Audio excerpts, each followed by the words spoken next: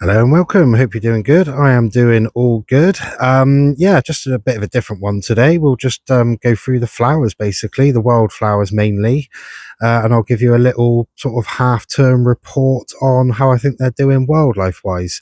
And of course, things like, some stuff is useful for wildlife in inverted commas, some stuff is not so useful, like the ferns, but I find they act as good cover whenever I'm pulling the bindweed out, the ones in the back. Loads of moths come out and I get covered in spiders. So, it's all a bit of everything, but we'll concentrate on the flowers. I'll let you know the names and then you can sort of see if you like them or not. Some of them will be native, some of them won't. But yeah, just a little report on how we're doing. So we're starting out the front. This is the recovery zone for ferns that die out the back. I've just sort of put some other stuff in here for today, for this year. This here is hedge wound work. Looks a little bit like a stinging nettle, but it's got these quite nice dark sort of crimson flower spikes on it. This has been quite attractive. My van is parked right direct. I'm leaning on the van basically. It's parked behind us, so it's quite nice. I can see lots of stuff uses that. Bees and whatnot. So yeah, that's a good one, and seems to grow well. And this is what I would call part shade. It gets a couple of hours, sort of maybe 3-4 o'clock, and then it vanishes behind the house. And then the good old stinging nettle. These are obviously pretty good for butterflies as far as I understand, and this at the end here has got all the hallmarks where the leaves curl up like that, and they've been sort of pasted together with silk of stuff breeding in there. So hopefully there's some butterfly cocoons or moths or whatever lives on it in there. So yeah, two little good starters there. Nothing else really to report in there. The Pilostagia is not quite flowering. Yeah, it should be a kind of good time to do this because a lot of the early flowers have sort of gone over, but they're still there, so you can see what they look like. And I know how the wildlife's been doing on them from, anecdotally, and others, the ones that are just coming out, you can just see what the flowers are like, but I won't be able to report what's been using them right now because it's only been about a week or so that some of them have come out. So yeah, let's move on around to the other side of the front and go from there.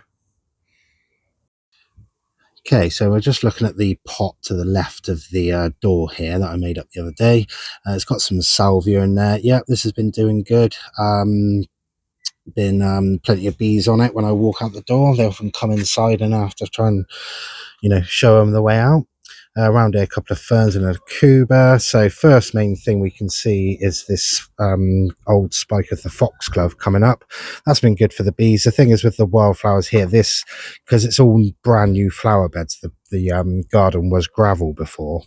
It's really like nutrient rich soil. It's basically all manure for the most part. So all these wildflowers here have gone crazy. Normally they would just grow out of cracks and walls and they'd be smaller. But it is what it is. So yeah, foxglove's been doing well, been covered in bees. Hopefully that'll seed and they'll be biennial. So if it does self seed, I won't get another one come up for a couple of years. Here, this one's really good actually. This is Viper's Bugloss. I think it's a British native, but yeah, you can see it's gone a bit crazy because of the nutrients, but it's got quite a nice form on it. The rosette was nice, and these big blue flower spikes are definitely a hit with the wildlife. We've got this red valerian, which is actually white here. This is the Alba version. Yeah, this was good. It had its heyday earlier on in the year. It's self-seeding now. I'll pull that big plant out and then hopefully we'll get some self-seeders in the gravel and then that can carry on. But this is where I saw the Hummingbird Hawkmoth, which I'll put the little video I took of it up. It wasn't good because I was behind the windows there looking at it, but yeah, that had the one of the species I was actually targeting. Not that I'm targeting that many. And moving on around, we've got the kind of star of the year so far, which is these two ones with the pink flowers. This is Erysimum Bowles Mauve. It's a wallflower, so they're short-lived, but it's been probably one of the first things that came up flowering end of February, March. It's still flowering now. I need to cut the old spikes off it, but yeah, definitely been a hit with everything. Bees, hoverflies, butterflies. They all loved it, and it's sterile as well, so that's why it's so good, is because it won't go to seed, so it just keeps producing nectar because it thinks it wants to. And then as we move around here, we've got the tall stuff is the Verbena bonariensis. It looks quite nice. It's quite strong actually. It's very windy in my garden. but it seems to stay it off pretty good. That's only just come into the flower the last week. I've seen a couple of butterflies on it this morning and some bees, so it seems to be kicking into gear. And then really lastly, we've got this lavender. Lavender we know is good. It's not quite opened, this one, the flowers yet. And then, yeah, this is the rose bay willow herb that I've let go as long as it's not in the flower beds. We'll just have a little look at the flowers on this. So nice pink. Oh, sorry, a bit of an awkward. It won't let me focus on it, but you can kind of get the gist of it right there. There you go. So yeah, quite nice flowers. Will be interesting to see how that goes next year, because it is basically fireweed, which I assume means that it spreads really easily. There's the canna flowers. I don't think they're particularly useful for anything, but the leaves are good for the slugs and snails, as you can see there. Right, let's go out the back and we'll carry on.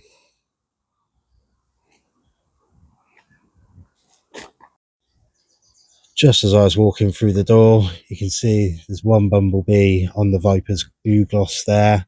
There's another one up there on that spike. There was another one over towards the wall. I think he's gone now. There's actually another one at the back there as well. So 4 bumblebees on it at a time. So that's pretty good. Obviously caught that at a good time.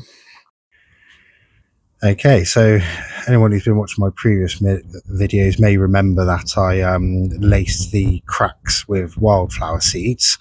Not been amazingly impressive as I was hoping, but you never know, they lay dormant for a while. So this one tried to come up, but obviously is in the main traffic area. This one here, which looks like a daisy, has come up because obviously no one walks there. That's kind of what I want. So hopefully over the years we'll layer it up and all the edges will be sort of have wildflowers coming out, and it'll just be the desire lines that kind of show up. It's doing quite well here where I took this pot out earlier, so I don't know what any of that is, to be honest with you, but we'll see how it goes. It's only just sort of come up, so that'll go in the next report towards the end of the year.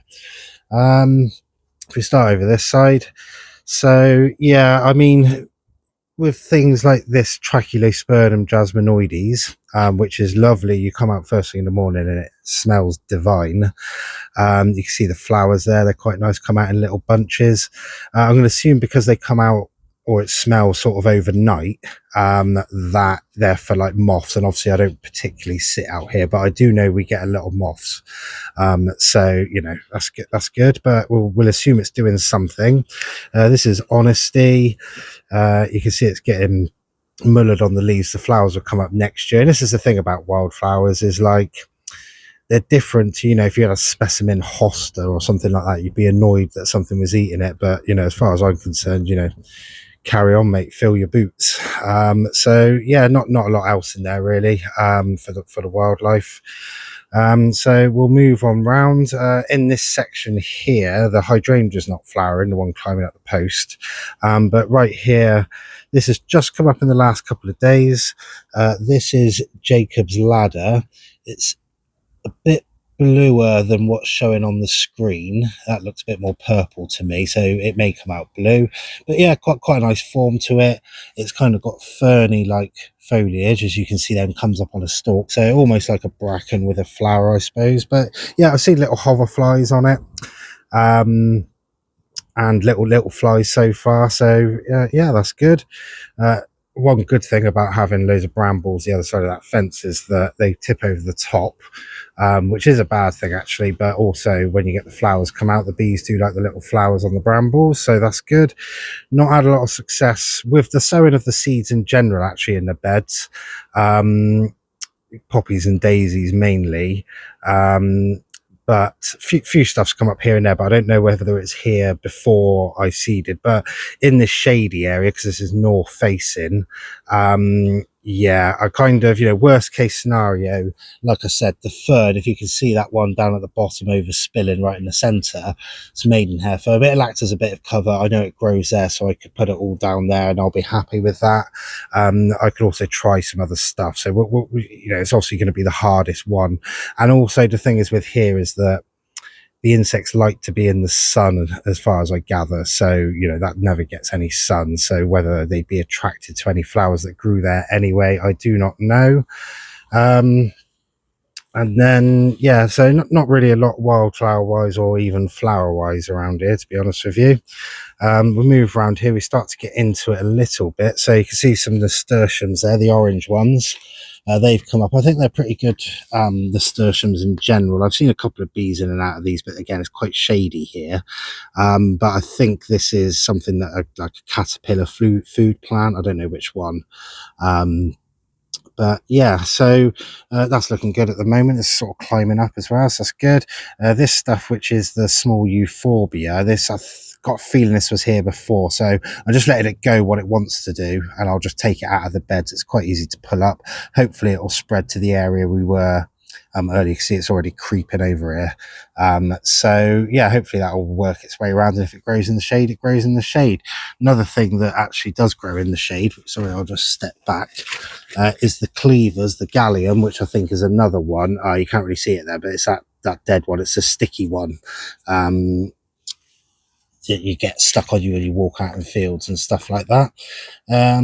So star of the early year was this. The flowers are just about finished on it, as you can see. This is, if I can get you a good view of it, this is red campion.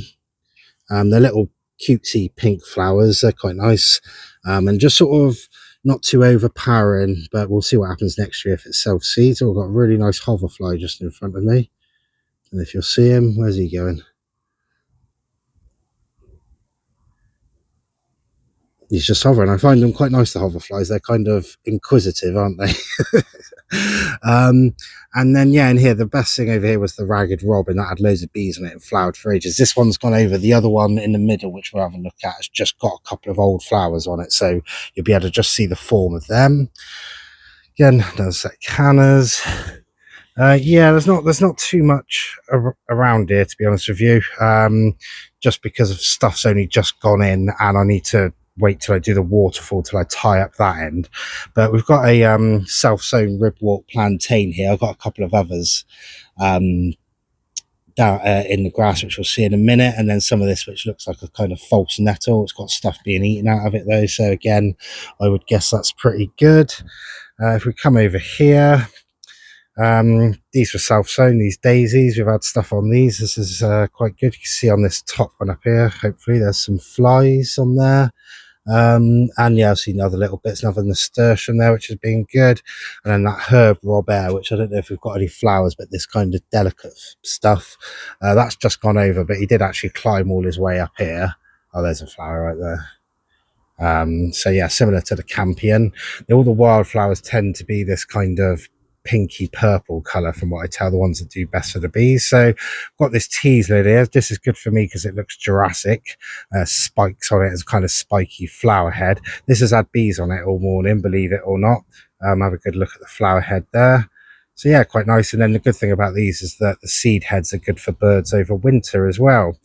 Just behind it, we've got the giant honeysuckle. There's a flower just come out today. You can see it's been flowering, not quite as good as last year. We'll have a good look at it in the next garden tour.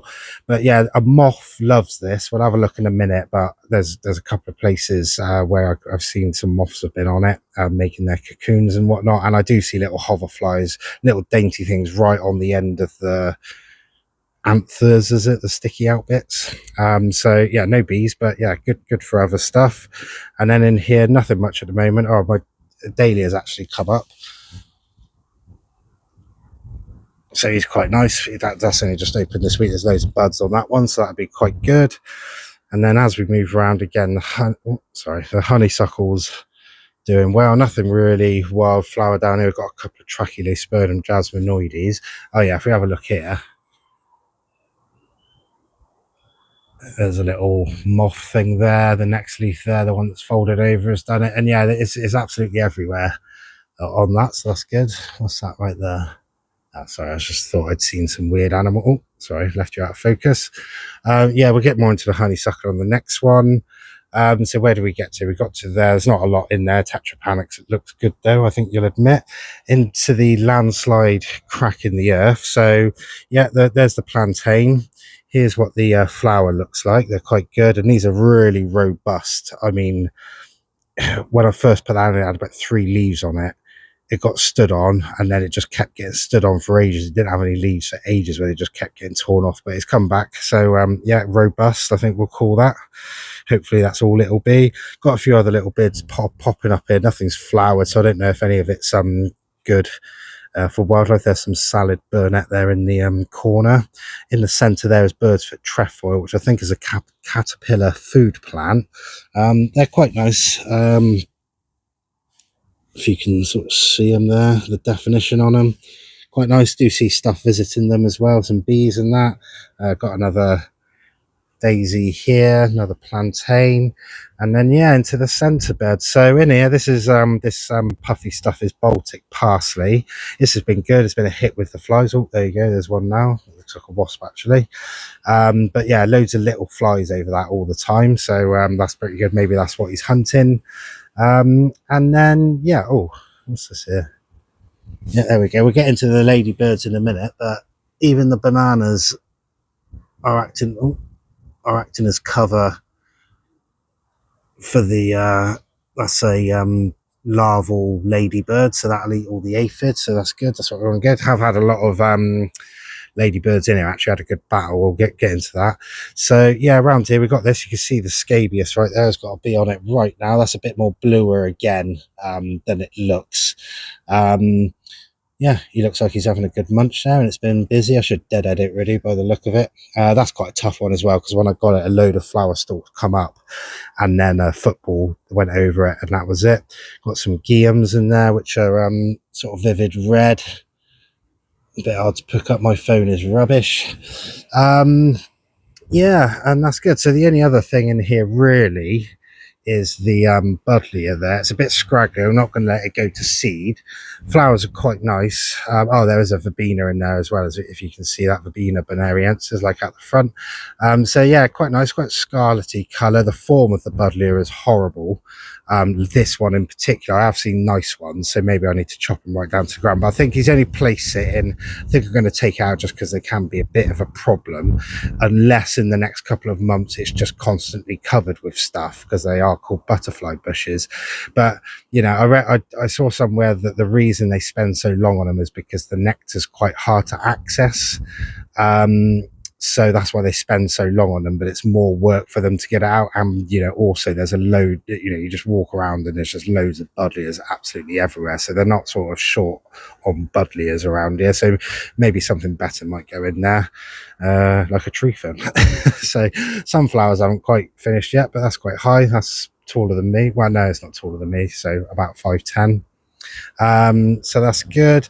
Yeah, and then really just around here, some of the wildflower that did come up, there's been some poppies. We've had some heavy rain last night, but you can see there's one there that's open. There's a couple coming up towards us.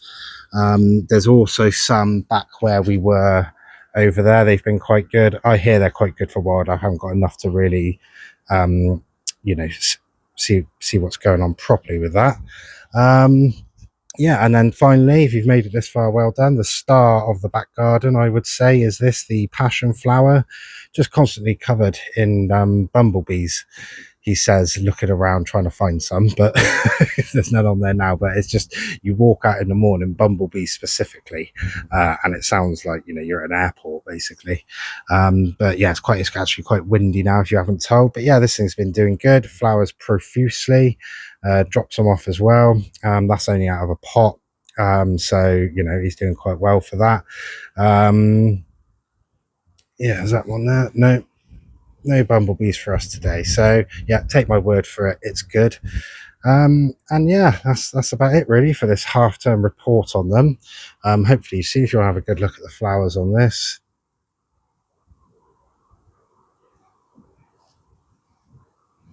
quite nice. Yeah, that's about it really. So it's nice because at the moment this is the first year. It's only been, like, we'll call it 6 months, and it's nice just to get a feel for stuff, if you know what I mean, and know what you sort of want, what you don't want, what's working well, what isn't, etc., etc. And then you can target stuff rather than just buy plants blindly at the garden centre and have nowhere to put them. So yeah, that's that for that. I will see you on the next one. Thanks for watching. Bye bye.